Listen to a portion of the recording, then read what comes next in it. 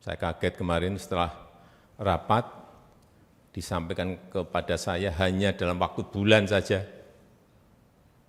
Saya enggak usah sebutkan aplikasi apa, sudah mencapai 123 juta orang masuk ke aplikasi itu.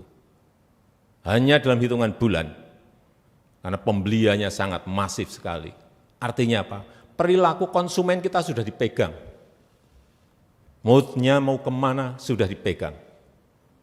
Arahnya mau kemana sudah bisa ditebak. Dan kita terlambat. Hal-hal seperti ini yang, jadi sekali lagi, aturan mengenai perdagangan digital, pembayaran digital, keamanan data, dan juga mobilitas talenta digital kita. Ini pindah kemana? Pindah kemana? Karena sekarang kalau Bapak Ibu lihat, digital nomad di Bali, dari seluruh dunia ngumpul di situ. Bagus, kalau kita bisa memanfaatkan mereka. Tapi yang sering dan harus saya ingatkan, karena potensinya tadi 11.250 triliun, 11.250 triliun rupiah, hati-hati. Kita tidak boleh hanya menjadi pasar saja. Ada potensi tapi kita hanya jadi pasarnya saja. Oleh sebab itu kita harus jadi pemain.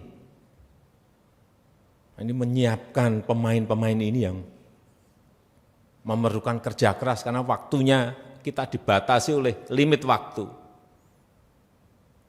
Teman-teman saya menyampaikan hanya waktunya hanya 2 tahun. Dari tahun kemarin, pertengahan tahun kemarin. Hanya 2 tahun. Bagaimana kita bisa menyiapkan talenta-talenta digital kita. Ini yang bukan barang yang mudah. Dan kita tidak boleh hanya menjadi konsumen saja. Tadi 123 juta tadi konsumen. Kita hanya jadi konsumen. Dan 90%, hati-hati, barangnya barang impor. Lebih bahaya lagi. Bukan produk kita sendiri. Kalau produk kita sendiri kita taruh di e-commerce,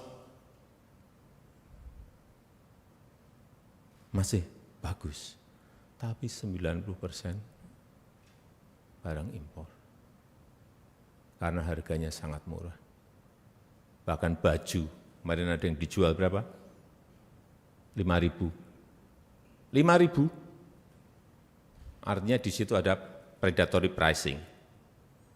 Sudah mulai bakar uang, yang penting menguasai data, menguasai perilaku. Ini semua kita harus mengerti mengenai ini. Sekali lagi, jangan hanya menjadi konsumen, tetapi kita harus jadi produsen. Artinya kalau kita punya aplikasi yang masuk ke sana produsen, dari barang-barang yang kita produksi sendiri. Syukur kita bisa masuk ekspor ke negara-negara. Nggak usah jauh-jauh, di ASEAN dulu kita kuasai. Jangan sampai kita lena dalam hitungan bulan, nggak mau saya terkena penjajahan era modern. Jangan mau kita terkena juga kolonialisme di era modern ini. Kita nggak sadar. Tahu-tahu kita sudah dijajah secara ekonomi. Mungkin awal-awal harganya masih 5.000. Begitu semua sudah masuk, beli ini, sudah ketagihan, baru dinaikkan. 500 juta mau apa? Udah, nggak bisa apa-apa kita. Karena sudah ketergantungan di situ. Oleh sebab itu kita harus lindungi betul kedaulatan digital kita. Harus dilindungi betul. Tadi saya sampaikan regulasinya yang harus mengejar. Dan kita itu kalau yang ngurusi urusan masalah regulasi, bulatnya kemana-mana, ruwetnya kemana-mana, berbulan-bulan, bahkan bertahun-tahun aja belum jadi. Teknologinya sudah lari cepat sekali. Problem ada di situ. Sekali lagi kita harus melindungi kedaulatan digital kita. Dan betul-betul kita pertahankan yang namanya kandungan lokal, barang lokal. Kalau enggak bisa 100% barang kita, ya paling tidak 90%, 80% kandungan lokalnya.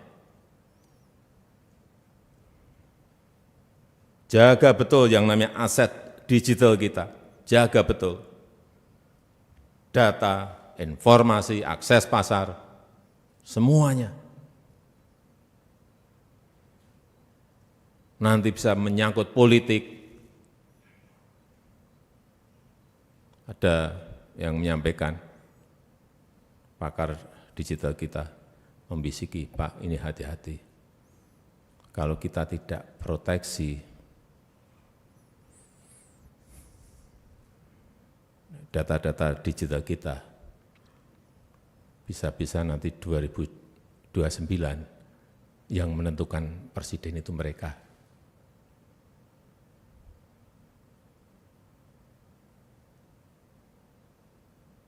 Betapa sangat berbahayanya yang namanya perilaku konsumen, perilaku masyarakat itu bisa di-tag dengan sangat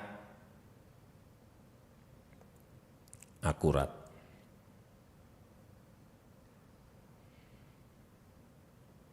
Sekali lagi, data, informasi, akses pasar itu adalah emas berliannya dunia digital.